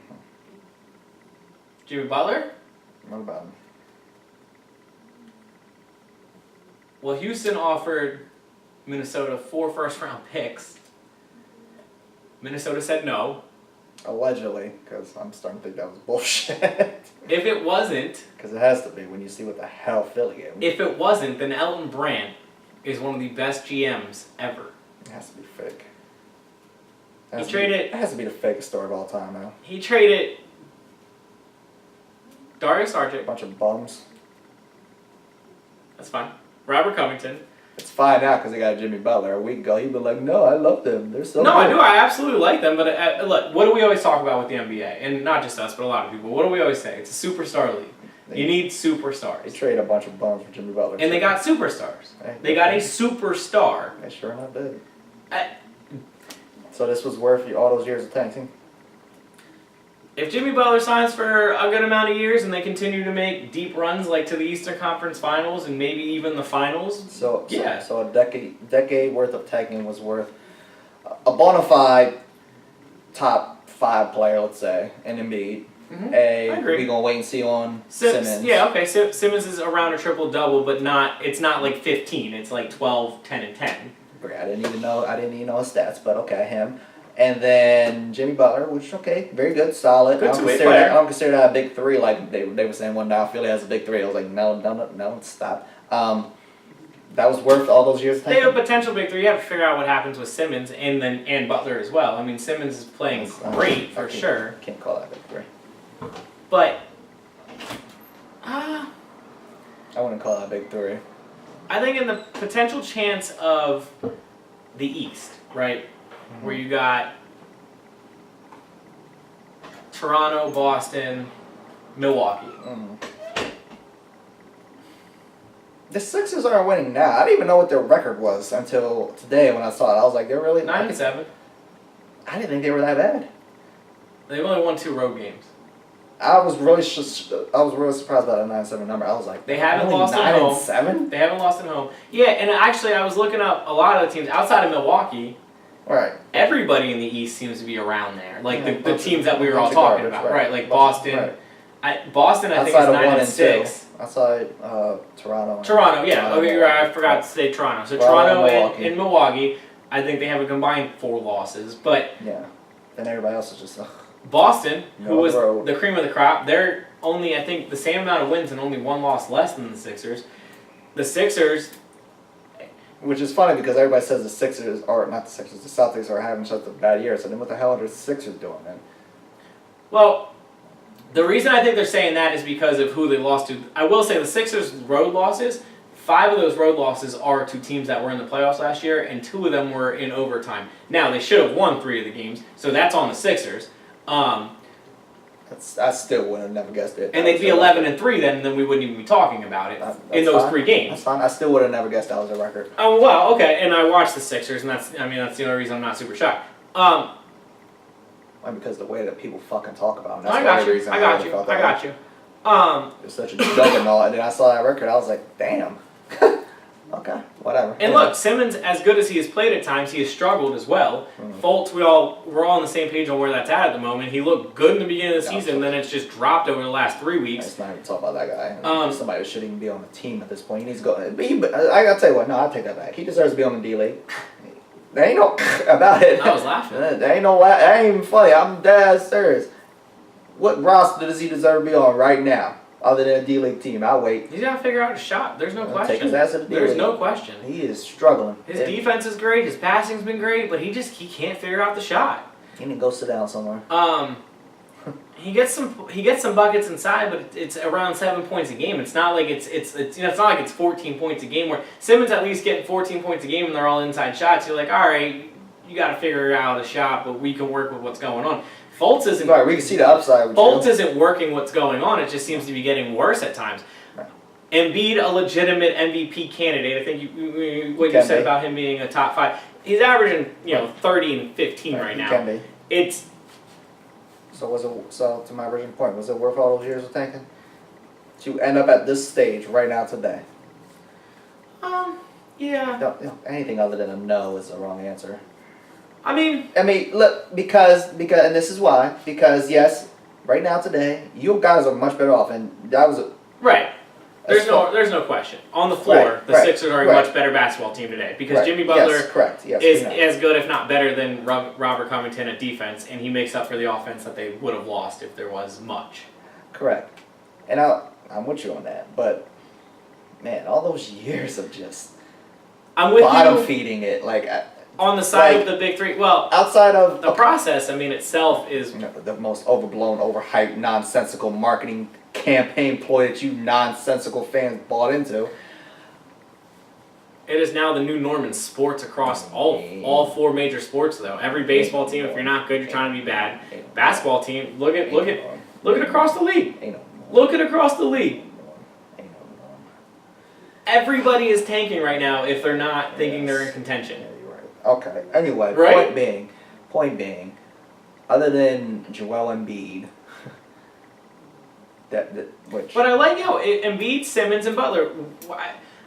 Was it worth it? Top 20. They're 3 top 20 players. Was it worth it? Yeah. To be the 3rd seed in the Eastern Conference. A not very good 3rd seed, according to the record, at that. As I always tell you. And no bench having, other than those 3 players, as I always having team. Was it worth it? The worth it isn't now. The worth it is, can they get the 5 to 10 year run of Eastern Conference or Finals runs? Like, if they in 2 years from now, if Jimmy Butler isn't there and they're losing in the second round still, no, clearly it was not worth it then. But if 2 years from now Jimmy Butler's still there, Embiid is playing at the level he's at, Simmons finds his potential, and they're making the Eastern Conference Finals for the second, third year in a row, or even a finals berth, yeah, of course. Why wouldn't it be then? Because the other side of it was they were never going to get to that point.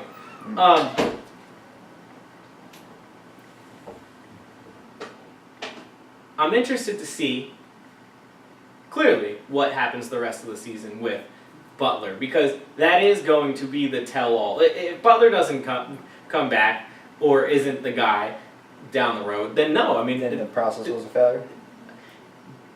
That's a yes. It would be another wrong move throughout the process. Can't stand you Philadelphia people. I can't say if it was a success or failure right now because it's not over. There's so much. When is it over? When Embiid retires, that's when we can really judge it. Well, I don't want to hear how great it is then until he retires. I didn't say how great it was. I just keep saying that I like where they're at. Of course, I like where they're at. Especially today that we're talking about Jimmy Butler's about to start his Sixers career. Of course, I love where the Sixers are at this exact moment. Sure, this exact moment, because a week ago they were not at this point. And I fully embrace and understand what you're saying in that. I just need you to understand what the hell I'm trying to say right now. I get what you're saying, which is we're gonna have to wait and see, because and as I've always told it's not sounding like it's been worth it. This as of right now today. This season. That team today is better than it was a week ago because of Jimmy Butler, even though they've also lost many of those quote-unquote good pieces that y'all had. But I still don't know if just that alone and having those 3 outside of Embiid. Let me try to put it to you this way. Those 10 damn years of being. Let me try to put it to you the trust in us team. I don't know if that's worth it. Let me try to put it to you in a different perspective. This season is the season that I always kept saying they were 2 years from being 2 years away. Remember how I said last year? I've been hearing that for 8 years. No. But that's what I said. Yeah, I said it 6 years ago. Or 4 years ago. It was 2 years when we started the show. It was 2 years from being 2 years away. I said this was the season that they were targeting to start making their runs. They made it a year early, and yes, at 9-7 or 9-6, whatever it happened to be. To your point of where their record is, that's not where they were expected to be at this point when I said 2 years from being 2 years away. But they are in the potential East conversation, and that's where the process was supposed to lead to in 2018, 2019. You were supposed to be in the Eastern Conference Finals conversation. So, to that aspect, sure, it worked. Are they though now? In the conversation to at least go to the Eastern Conference Finals? I don't know about the bench at the moment, but I also look at the rest of the East. The only 2 teams. Any other team, that's no. The only 2 teams that I find to be overall better, and you could throw Boston in there as a 3rd team, but I don't know where you're at with Boston. You have to. Just because of talent alone, they have way more talent than all. So yeah. But the Sixers, I feel like, are better today than they were in the beginning of the season. Correct. And that's how it started us off. Yes, they are.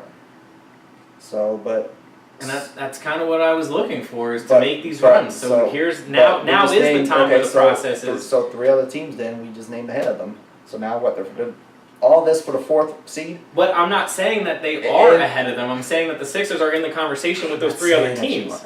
Are they though? Are they in the conversation? You don't think they're not better than the Raptors. You don't think they're not better on paper than the Celtics? Do you think they could beat any of them in a series? They might fuck around and get one. They're not better on paper to the Raptors. They're damn sure not better on paper to the Celtics. They're not better than Milwaukee's just rolling right now, so I'm not going to disrespect them. Milwaukee is completely rolling. I'm not going to disrespect them right now at all, but I find Milwaukee to probably be the deepest team. Milwaukee and Toronto have very deep teams. I don't know what's going on with the Celtics, who, yes, of course, are a deep team with all their talent, but they don't seem... Right. They got to figure that out. Sure. They have the guys, though. Right, and y'all got those 3, but... And no, I don't want to disrespect JJ Redick, who has been averaging like 26 a game this year. It's still a high number. It's way higher than I expected JJ Redick to be getting. Sure. But he has been a better piece than I thought, and that's why they felt okay with trading Dario the way they did. I just don't know if this was all worth it for the 4th seed, but we're gonna see. And that's what I'm saying. I don't know if it's the 4th seed. It sounded like it to me, but we're gonna see. They're in potential through 1 through 4. I know what's gonna become when we get to the playoff time. Everybody's gonna be they didn't have time with Jimmy Butler. Well, that's how it's gonna work. They traded for him in November. You have the whole season to figure it out. I wouldn't say they don't have time with Jimmy Butler. I think I'm glad we established this in November. Then that's cool. I'm cool with that. Cool, that's cool, fine. Okay, cool. If it was like February, sure. So where do you expect this team to go?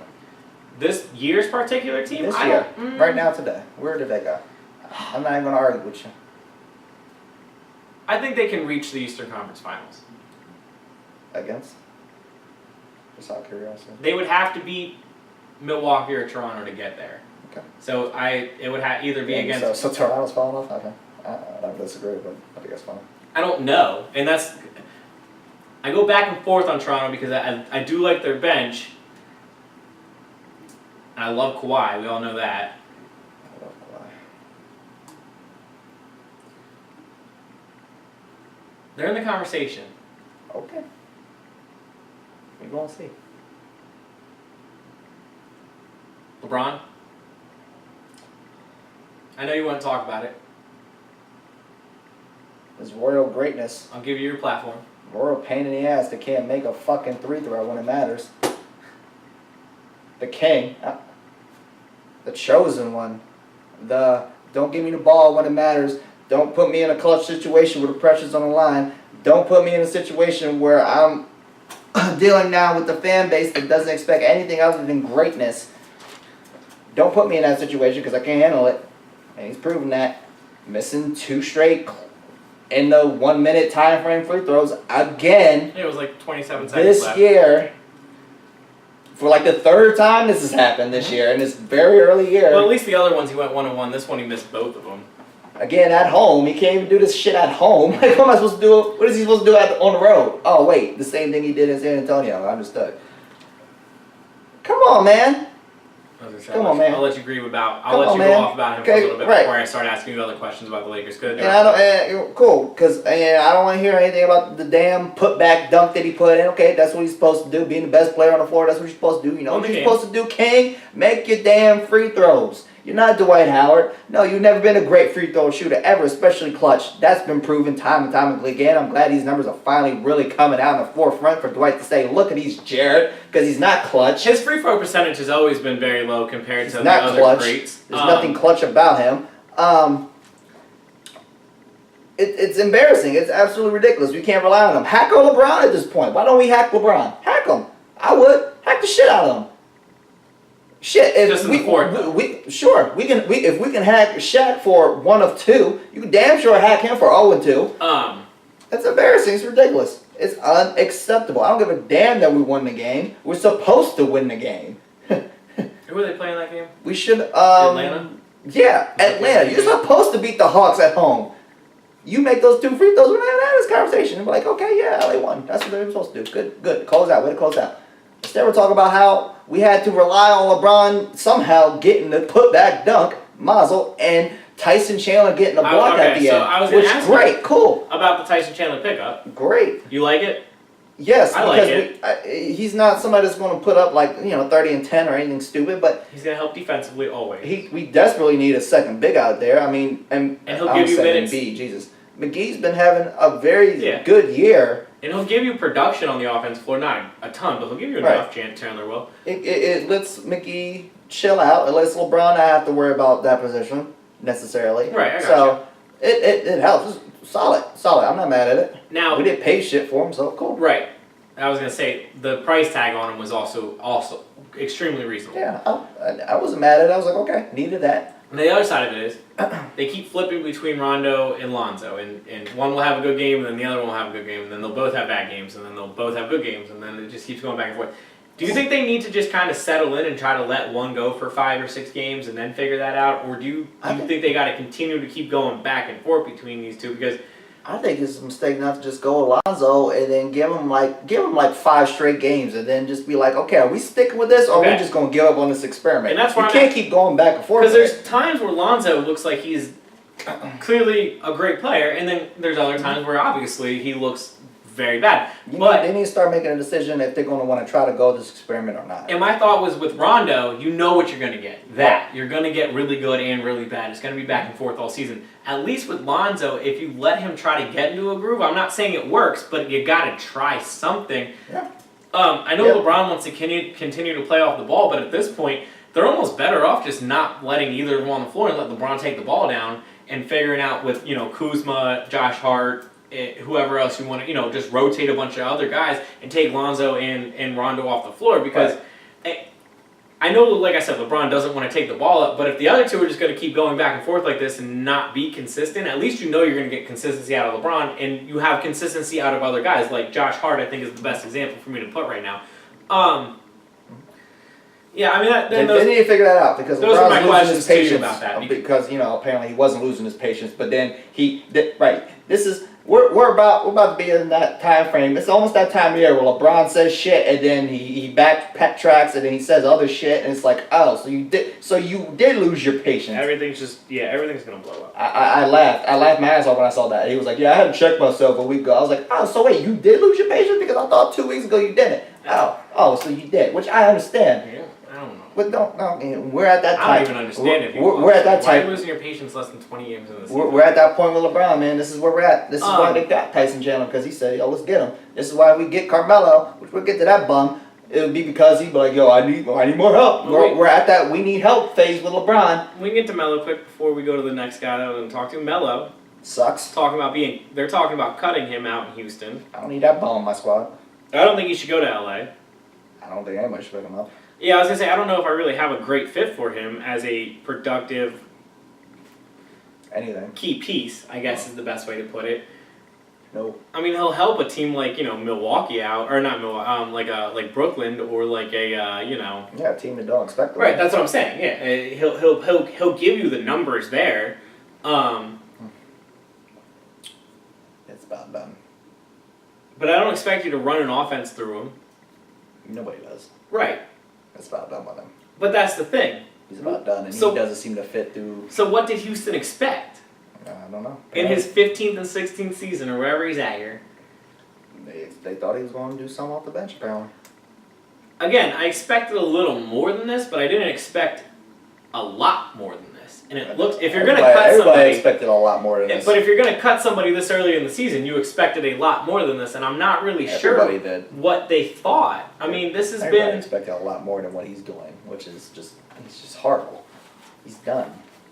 I don't think anybody thought he was done, but I think right now most people would say, yeah, he's about done. But Melo has always, the last 5 years you'll get your 30-point game, and then... I'm going to sell him Melo. Yeah. Jesus. You get your 30-point game, and then you get 5 games of just so-so. Now, better than what he has been this season, but you get your 5 games of so-so, and then you get a 30-point game, and then 5 games of so-so, and then you get a 25-point game, and then you get 5 games of so-so.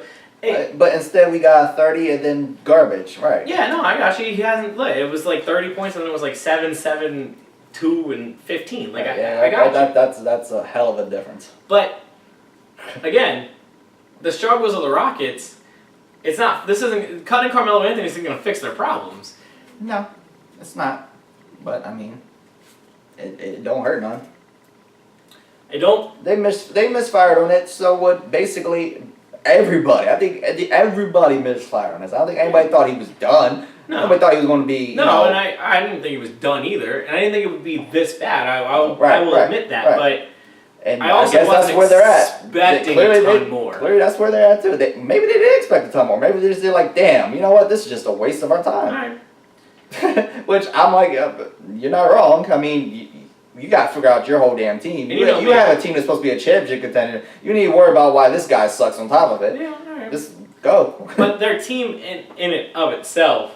Even cutting him, Houston still has problems. I mean, James Harden jumped out. We got a team that's supposed to be a championship contender. We need to worry about why Carmelo sucks. You can just leave Carmelo. James Harden jumped out. I think he scored 40 on Sunday night, and it was like, they helped him kind of revive a little bit, but it's still looking where they're at. Right.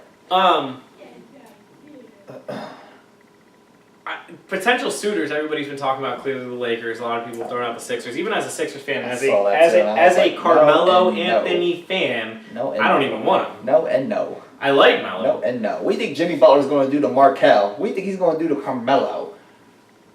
This man could have get along with Karl Anthony Towns.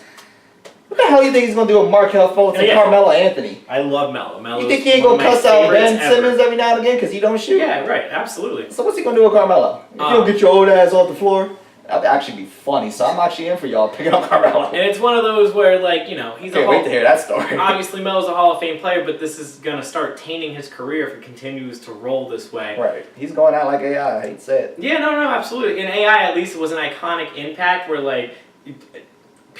a lot of people forget about, I'll talk about the Grizzlies days all day. But a lot of people, you know what I mean? Like how bad he was on those rosters with the Pistons and all them. But, yeah, it's going out a lot like Iverson did. Yeah. Last basketball story I have. On Monday night, the Warriors lost to the Clippers. Okay. The Warriors have 4 or 5 losses this year. 3 of them not good teams. Say the 2-game season, whatever. Shit happens. I agree. The last play of regulation, Draymond gets the rebound on the defensive end and attempts to go coast to coast for some reason and throws up a horrible shot that ends up just getting stripped out of his hands as he's going in the air. And he just falls to the floor, I think looking for a foul. I'm not really sure what was going on. But the ball went nowhere near the basket. Nope. And instead of walking to the huddle and the team getting together and clapping their hands and saying, all right, we're the Warriors, so we'll figure this out in overtime, Kevin Durant and Draymond Green started to go at it. No Steph Curry, by the way. So clearly Kevin Durant was thinking, all right, well, I'm the shot. Right. Didn't get it. That's clearly what he got mad about Draymond Green about. Cool. The best part about this is Draymond Green decided to get back in KD's face, and instead of even talking about the game, he just decided to go off on him about how he doesn't think he's coming back after the season and he's going to leave for free agency. Okay. In the middle of a timeout when you're about to go to overtime. Draymond Green reportedly is suspended for the next game the night after without pay. Guess he found out where he ranked, huh? That was the organization saying we would like to bring Kevin Durant back, and that's at all costs, including you. You and Klay Thompson and Lumi gonna be in a trade deal real quick, and you'll knock it off. As I pointed out to you, they literally have the better replacement to Draymond, who might come back a month early in Boogie Cousins. And Boogie Cousins was apparently the one in the video. It looks like he's the one calming everybody down. I did see that because I saw his outfit. I was like, what is Boogie doing living out in California right now? When did Boogie become the voice of reason? Him and his tan shades. I don't know, bro. He's been rocking some great outfits I saw what he was wearing. I was like, what is he wearing in there? Okay. When has Boogie Cousins become the voice of reason ever? When he's trying to win a championship. True. And not only is he becoming the voice of reason, he's looking at Draymond like, dude, I'm a little better than you in there. Bro, you don't want to go out there. They'll get rid of you. We play the same position. I might take it. You don't want to go out there, man. Sacramento. You don't want to be out in them streets. Yeah. He's like, you got a good thing he's here. like, you don't know how great this is. You got a good thing here. This is easy. You just show the hell up and you get a ring. I figured we haven't talked about that a little bit. I just didn't. Whatever. Draymond. Draymond's going Draymond. At least you did kick him in the dick. Any other basketball news going? Nope. Get any more picks. I went 7-7 last week. 8-6. I'm not sure overall is yet. Nope. I'm 82-50-2. All right, we'll get there before the season's over. We only have like 5 weeks to say that. Mm-hmm. Dwight, the Thursday night game. I feel really bad for the Packers going on the road, taking on Seattle. I feel bad about it. I took Seattle. Maybe the Packers keep sucking and keep losing. They'll do something about it. I got Seattle. On the road, the Packers have not been good all year. On the road, Thursday night teams have not been good over the last 2 years. Seattle is why he picked Carolina last week out. Right, yeah. Seattle has been playing really good football, even in a couple losses. But nah. Seattle. Pittsburgh taking on your favorite quarterback in Blake Bortles. Pittsburgh. I got Pittsburgh as well on the road. Cincinnati taking on Baltimore. Baltimore might not be playing Joe Flacco due to injury, apparently, but it's still in the air. I'm taking Baltimore either way. I'm excited to kind of see what Lamar Jackson does. I think he's going to be all right, but I don't know if he's going to be really good or really bad yet. But Cincinnati, where they're at. Yeah, I don't know what the hell Cincinnati's doing right Just now. taking what I've seen over the last 5 weeks of them, I got to go Baltimore. Yeah, I got Ravens. At home, off a bye. Speaking of, we talked about Harbaugh being maybe fired at the end of the season. Talk about being the hottest coaching candidate if he got fired. I started thinking about it. I don't want the Cowboys to fire Jason Garrett and then hire him. I'm in. I know you are. That's why I don't want this. I'm in. That's a good call. That's cool. I'm good with that. Houston, going to Washington. 2 teams Dwight doesn't believe in. 2 teams I can't stand talking about. One fooling me. The other one not winning by a lot, but winning. I'm taking Houston. I knew it. You're so Clearly. predictable. Because we know I like their team. Mm-hmm. I took Washington. Just for the LOLs. My thought on Washington, That's we talked about it. part because they're about to take full control of this damn division. And we talked about it last week with Tampa, and it didn't really matter. But my thought on Washington is the offensive line, and J.J. Watt and Clowney have been getting after it this year. Washington's about to be like 3 games ahead. Like, that's a spoiler. In case y'all figure it out. That's a spoiler for the rest of my picks. Yeah, Go same. ahead. Same. I have the same exact predictions. Carolina taking on Detroit. Detroit has not looked good over the last month or so. Carolina has had a bad 4 quarters that we just saw, but 11 days off. Yeah, Carolina. I took Carolina as well. Detroit sucks. Here we go. Tennessee, Indianapolis. Colts. I took the Colts as well. I think Andrew Luck's playing really well. Quentin Nelson, by the way, should win Offensive Rookie of the Year. Have you seen the video of the Colts? Yeah, I can't avoid it. Everybody's on this guard. man's sack. I like now. him, and I've always talked about how great he was going to be. But yeah, I mean, he's been off the charts good this year. He hasn't given up a sack, knock on wood, to this point of the season. And Ain't going to against that team either. He's just destroying everybody in his path. Not just that video, but that video is probably a good little clip of his season. Dallas going to Atlanta. Falcons. This was a hard one for me. I took the Falcons as well after Falcons. we just destroyed them for a Falcons. solid 20 minutes. Falcons. I took the Falcons. The damn Cowboys. I got you. We're on the same page. Tampa Bay going. We barely even graced their aspect of that Eagles game, which is telling you why Yeah, we were picking the where Atlanta we're at Falcons. with that. We already knew where we were at with that before the game started. Before that game started. That's why I'm saying we're both easily just going to say the Atlanta Falcons. I don't need to spend a 20-minute soliloquy on why I'm not. Because the Cowboys suck. That's a spoiler for when we get to his team. Tampa Bay taking on the Giants.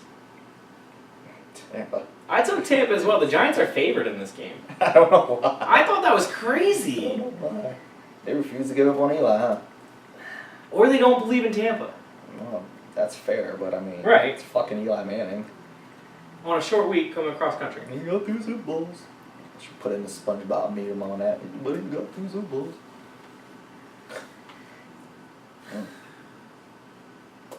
Oakland taking on Arizona. Another 134 minutes of football without a touchdown coming. I got the remote and the Cardinals. Same. I'm changing the channel, but the Cardinals will win. Denver taking on the Chargers. Chargers. I got the Chargers as well. Yeah, that's not even going to be close. They played It's really not well, close. obviously, over the last this entire season. Mm-hmm. Speaking of not even let me close. New Orleans by 70. I got the Washington Redskins going up by like 3 games or whatever. Philadelphia taking on New Orleans. Yeah, we both took New Orleans on this one. Yeah, don't even. New Orleans scored 35 points in the first half of their last 2 football games. Yeah, the Eagles are going into this without any of their cornerbacks. Yeah, it's about to be a beatdown. I'm going to thoroughly enjoy this. Maybe even, well, not quite as much as the Cowboys one, because this is just going to be I don't know. I clearly won't enjoy it. This ass whooping is going to be enjoyable. It's going to be rough. It's going to be beautiful. Throw up the X. The Sunday night game is Minnesota taking on Chicago. That's actually a pretty good one. I can't believe they did that. It's not that thrilling. No, but I think it's a good game. We all know the main event's the next day. I got the Bears. For sure. The Bears. I took the Bears as well. I'm excited to see if the Bears defense, I think they will, but if they can get after Kirk Cousins and whatnot, and then back playing. Yeah, I think I already did. That's about 6 stats right there. And the other side of it is Minnesota's defense has been hot and cold all season, and Chicago's offense has excelled for the most part. So it is an interesting matchup. But I took Chicago as well at home. And you're right, the main event's Monday night. The only game worth watching this entire week, forever, if we're being honest. It went from being the Mexico City game of the year, but the field was under such bad conditions that the players actually said they weren't going to play in the game. So they moved it to an LA home game. Oh, we can't fucking breathe. Where, yeah, the weather is not well because of the California fires. Who'd you take? Oh, the Rams. I got to stick with that. I got to stick with my guns. I think they're the best team in the league still today. I got to stick with my Super Bowl pick, and in order to be consistent with this, I'm sticking with the Rams. I took Kansas City. Okay. I think Kansas City's offense is as firepower as New Orleans. And with the way that New Orleans put up 40-plus points against the Rams, we all know how I feel about Kansas City's defense. I talked about it before the year. I think they were going to, goal is to score 35 to 40, or 35 to 40 a game, but they're going to give up almost 30 a game. So I'm not saying that their defense is any better than the Rams. I just think in a shootout, all that firepower, I'm going with Kansas City. But I'm excited for that game. I think it's going to be a great game. It's going to be fun. It's going to be a shootout. A lot of points, well, you would think. That's when it turns into be no points. I'm actually going to have to watch an entire Monday Night Football game. For sure. First time this year, other than the Cowboys. Which, no, okay. I don't even really count either, because that was garbage too. Alrighty then. So Dwight? Yep. Enjoy a good weekend of football? Yes, sir. Shout out to all the people in California with the unfortunate tragic events of last week and all the fires. Big sports, out here supporting. Yeah.